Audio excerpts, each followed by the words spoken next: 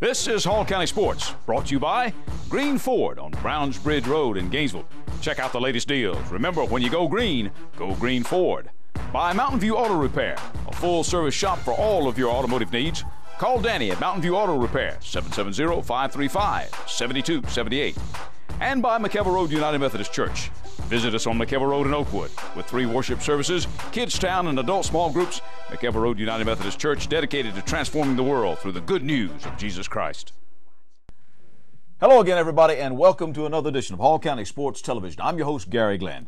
We cover the state wrestling duels as well as local basketball, high school and college on this week's show. Stay tuned. Hall County Sports will be right back.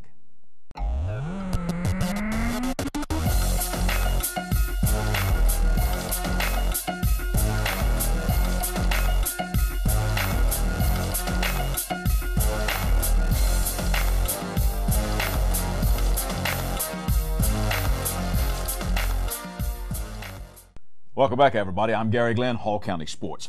Well, at the state dual meet championships in wrestling down in Macon, both of our local teams opened with wins.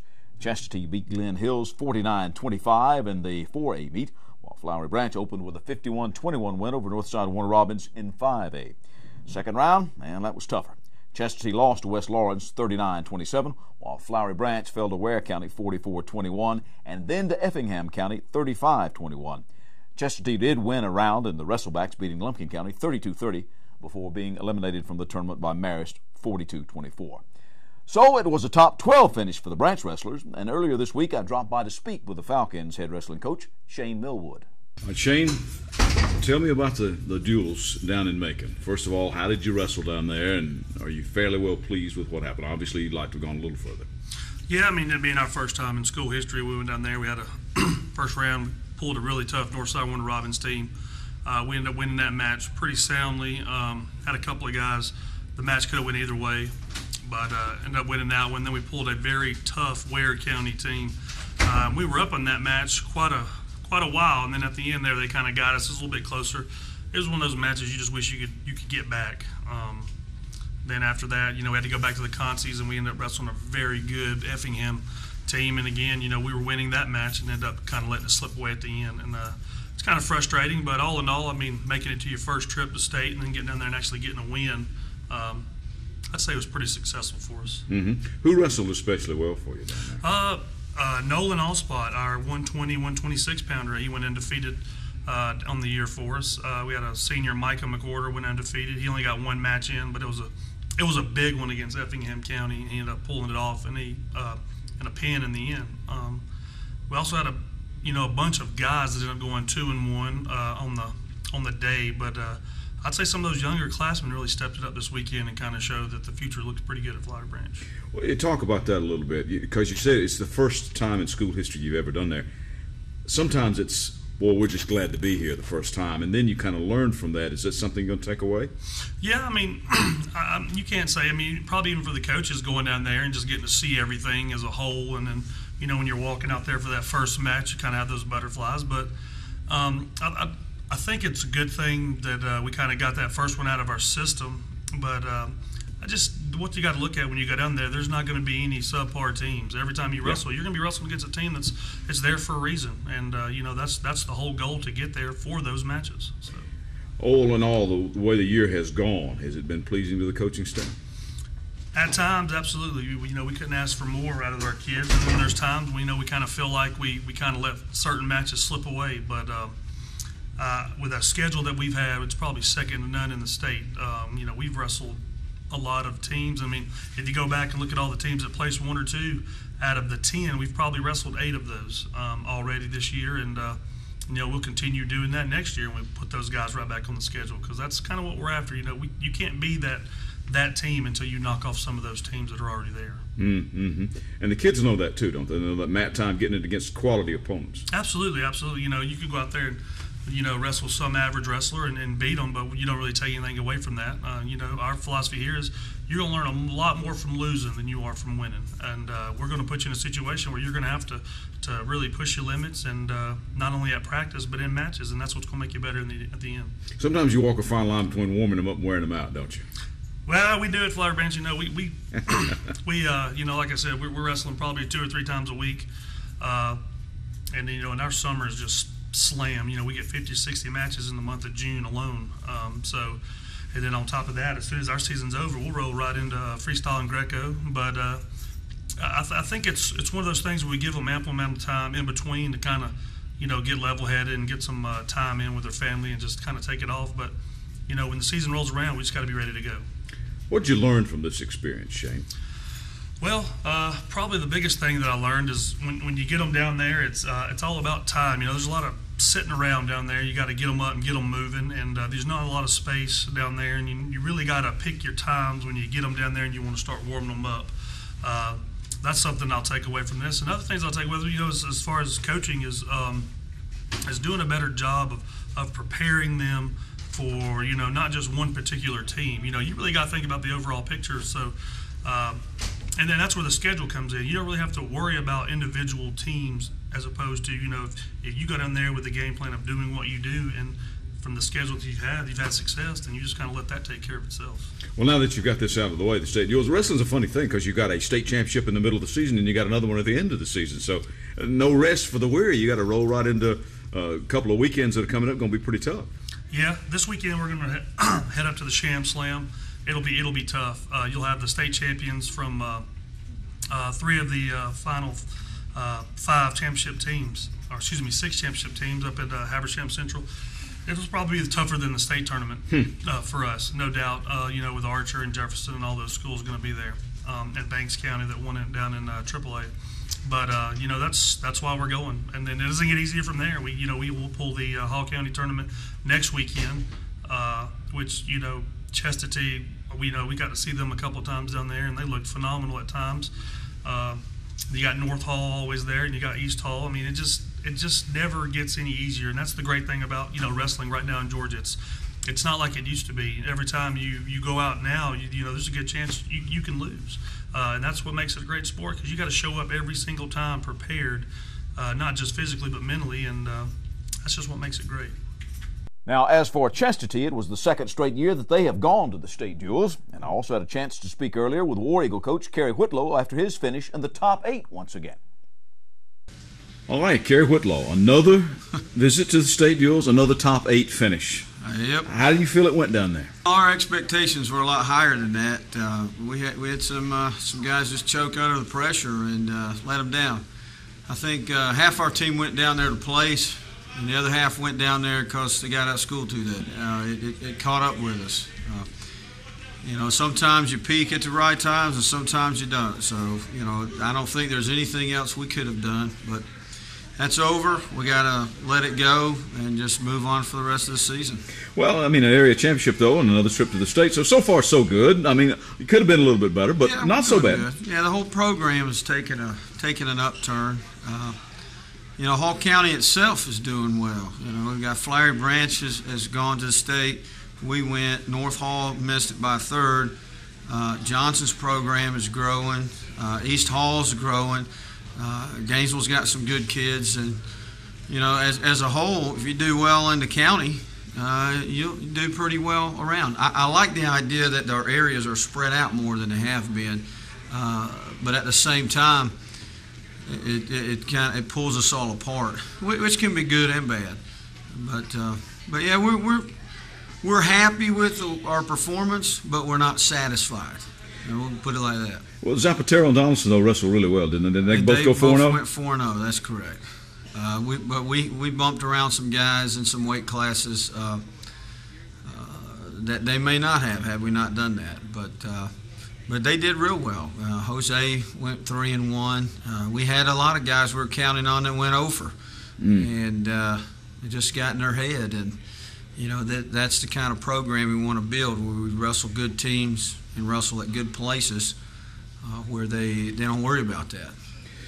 Wrestling, as we've said, is an unusual thing. You got a state championship in the middle of the season, and you got one at the end. That's so right. Things are not over with. You got more tournaments, and you got Hall County coming up. That's right. Got about a month and a half left of the season. So people at school that don't know, they go, "Well, good job on your finish." I'm like, "Well, we're not finished."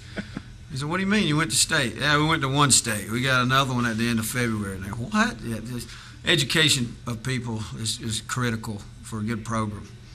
But that's what we're working on.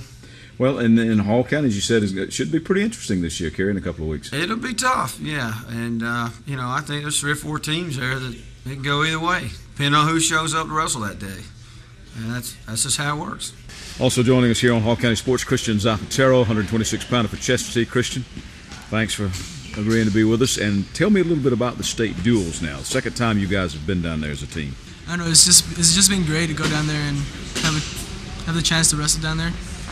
And the team's strong, and I don't know, it's a thing that we do for the team and whatnot. Now you went 4-0 down there, so you're wrestling well, the area champion. You wrestled well all year long. What's been kind of a key for you this year? So every time I come into practice, I try to tell myself that to go hard, everything I can do. The off season. Yes, sir. Did that help you a lot? Yes, sir. I mean, with my partners, we go hard. We go with lightweights, me, Jose, Donaldson, Bart. We've just been going hard every single time we get a chance to. Cheshi. We just look forward for the extra step. We can go. What did wrestling in the state duels do for you as a team, seeing some of the best in the state? Got us motivated so we can go for one day. Maybe that could be us, And as in that, I hope we can do that sometime next year, maybe in the next following years. What about the rest of the season? Now, wrestling's kind of a funny season because you got a state championship in the middle, you got one at the end. Yeah. What's the motivation now going on? Now that it's going to be hoping just so I can place a state and hoping for best for my partners and whatnot. You got the tournaments coming up. Also got Hall County coming up. Hall County looks to be pretty tough this year. Yes, sir. Yeah, so I've heard that Johnson and Easthall have gotten a lot better. But, I mean, we're still going to go all out. We're not going to let them do anything. We just keep coming at them. Better attitude on the team now? Yes, sir. And better attitude as hoping that we can win county this year. Now, Northeast Georgia teams that won it all at the state wrestling duels include Banks County and AAA. That is the Leopards' first team state title ever in any sport. And perennial power Jefferson and AA. The Dragons winning their 12th straight duels championship. That means that ever since they've started this duels format in whatever class they've been in, Jefferson has won. So it's back to work now for the local teams as they get set for more matches and more tournaments, including Hall County's duels starting on the 25th of the month, as well as the traditional state tournament in February. I'm back with stories from the hardwood when Hall County Sports continues. If you've suffered storm damage or just want to upgrade your home, then turn to Rock Solid Construction. Rock Solid specializes in new roofs, room additions, porches, decks, custom interior trim, and even finished basements. Let the experts at Rock Solid Construction improve your home with new trim, new posts for the porch, or maybe even upgrade your deck with synthetic boards. No more rotting or warping. Call 678-300-0702 for your free estimate. That's 678-300-0702. Rock Solid, done right the first time. Gary Glenn back on the set of Hall County Sports Television, and joining us again is Pastor Rob Bruce, the pastor at McEver Road United Methodist Church. And Rob, a sermon series going on now on a book of the Bible that many people find confusing and even frightening, Revelation. That's right, Gary. Right now we've just started a new sermon series on Revelation titled It's Not Your Daddy's Buick, because we take a much different approach to Revelation than you might have heard in the past. It's not doom and gloom. It's actually a book of hope and redemption, and we'd love for you to come by and be our guest on Sunday to hear a little bit different idea about what Revelation and the Second Coming is all about. All right, Rob, very good. We'll see you in church on Sunday. See you Sunday, Gary. This program is also brought to you by Long Street Cafe, now with 2 locations in Gainesville, 1043 Riverside Terrace and 405 Pearl Nicks Parkway. Open for breakfast, lunch, and dinner, Monday through Saturday. Longstreet's got the reputation for Gainesville's fastest drive-thru and the best fried chicken you'll ever sink your teeth into, plus veggies, a full salad bar, and great desserts. Check today's menu at www.longstreetcafe.com. Call a friend and meet them for a hearty meal at Longstreet Cafe, where they put the home in the cooking. I'm back. I'm Gary Glenn. This is Hall County Sports, and this is our basketball segment, and we started with high school hoops.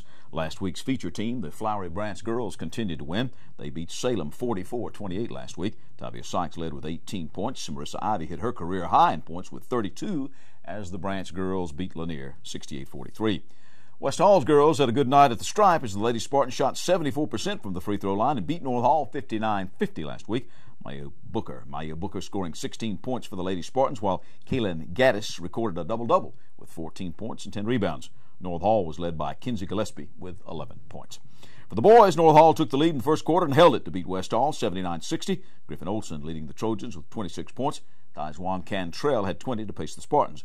And then North Hall won a big boys game, beating Dawson County 56-42.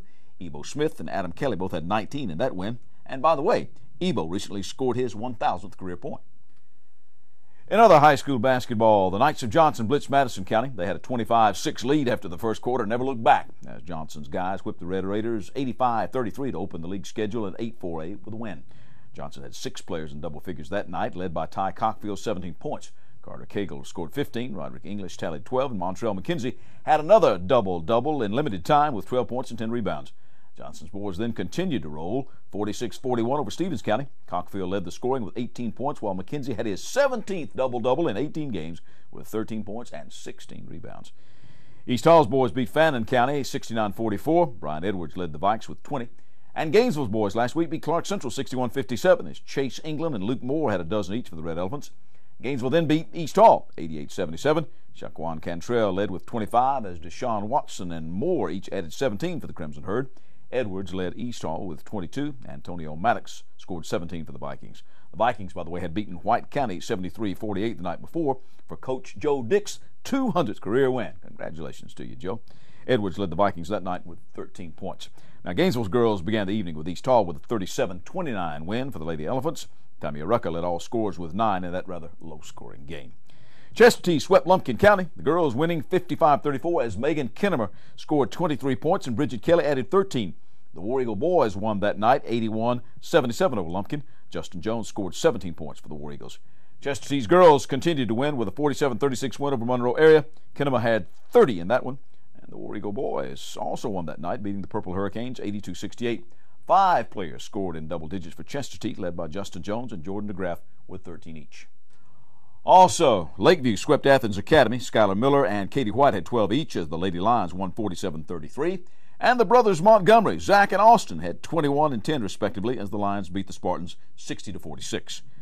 North Georgia Christian's girls defeated Unity Christian 39-24 last week. Sarah Rhodes led the Lady Chargers with 13. Also last week, NGC swept Colonial Hills. Julianne Sutton scored 21 in the Lady Chargers' 42-25 win, while Norris Rediger had 11 in the boys' 42-25 victory. And we turn now to college basketball as the Brenau Golden Tigers started the week with a winning record on the season. We bring to the show now the second-year head coach, Chris Stewart. Chris, thanks for being with us this week. Thank you for having me. All right, let's talk a little bit about that. As I said, you began the week with a winning record at 10-7 on the year, and before we turned the cameras on, you were telling me a little bit of an interesting statistic about your losses. We have lost 7 games, but 6 of them are by single digits, and it's been kind of frustrating, rewarding because we're in every game, but frustrating because we can't seem to close the deal sometimes. Coach, I'm going to have to ask you, why?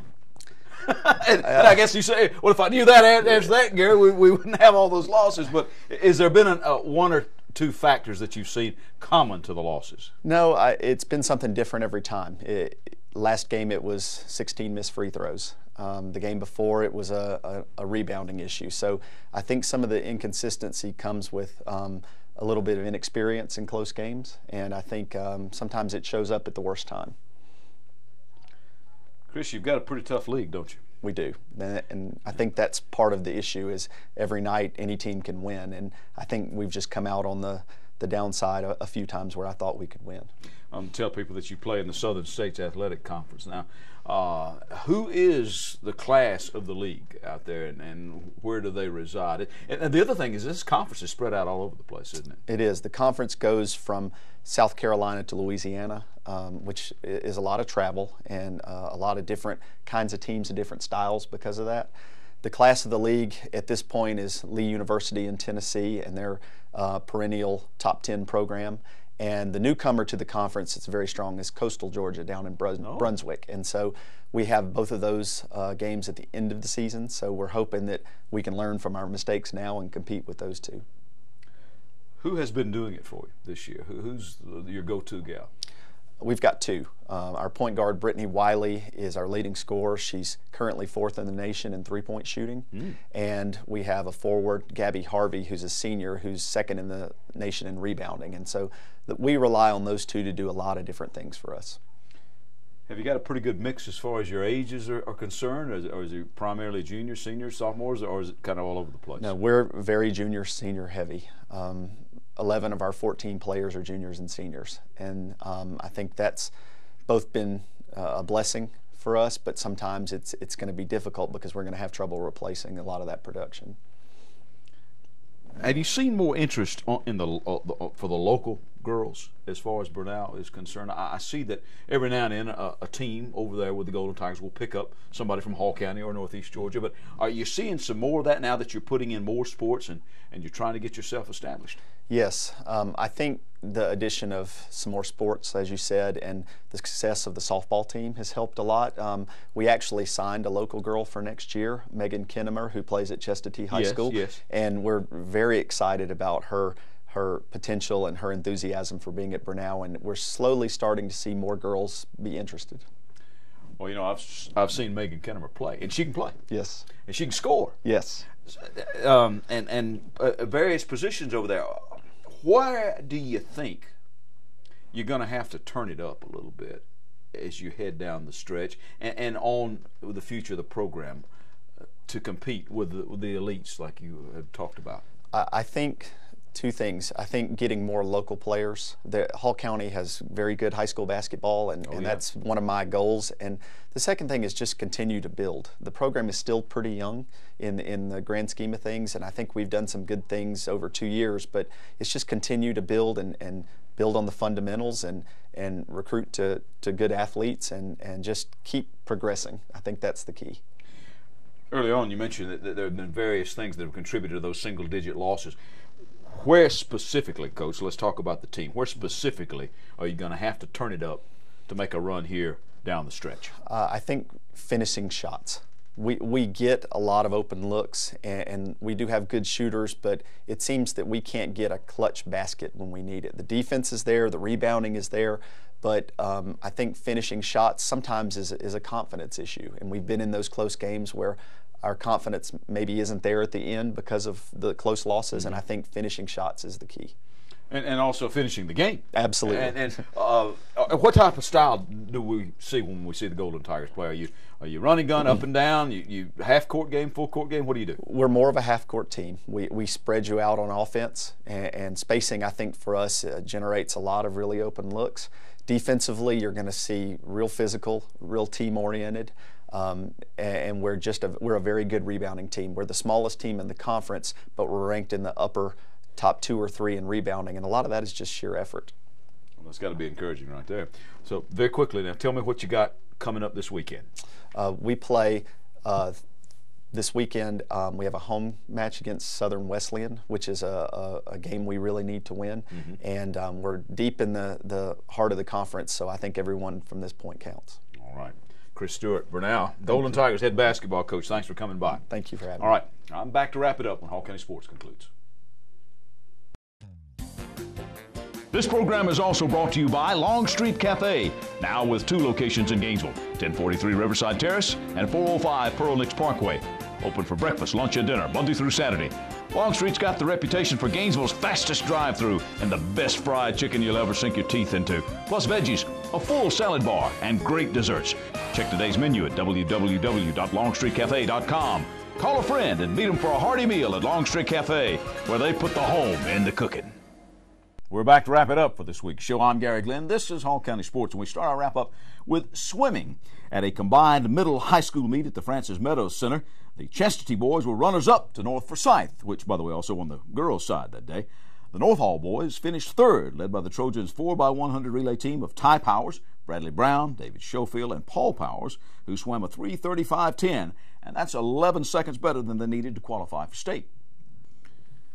All righty, time now to name our athletes of the week. For the girls for last week, Megan Kinnemer of Chestatee basketball had a really good week last week. And for the boys, Johnson basketball scoring and rebounding double threat, Montrell McKenzie. Okay, just a couple of other notes before we leave you. Updating a story we told you about last week, Jefferson moved to promote from within to replace their retiring football coach, T. McFerrin. Offensive coordinator / O-line coach Ben Hall will take over the helm of the Dragons. And during a best ball event at Chattahoochee, Bill Sutton hit his first career hole-in-one. He did it on number 3 with a 9-iron. Congratulations to you, Bill. That's our show for this week. Join us right here next week for more Hall County Sports. I'm Gary Glenn. Located just north of Gainesville in the foothills of the Blue Ridge Mountains stands North Hall High School. The school has been a pillar in Northeast Georgia for the past half-century and a leader in the academic community. North Hall has stood tall among local schools by consistently being a leader in SAT, ACT, and Georgia high school graduation test scores. The academic successes of North Hall are evidenced by a visit from the state school superintendent Kathy Kopp in 2006. Initiatives designed to enhance the outstanding educational experience our students receive include the Renaissance program, which highlights and rewards students for their academic achievements. This program has brought North Hall local, state, and national recognition. North Hall is also in the application process of becoming an international baccalaureate school, which will also raise the level and rigor of academics at the high school. This year, North Hall celebrated its 50th year of service to our community and looks forward to greater accomplishments in the future.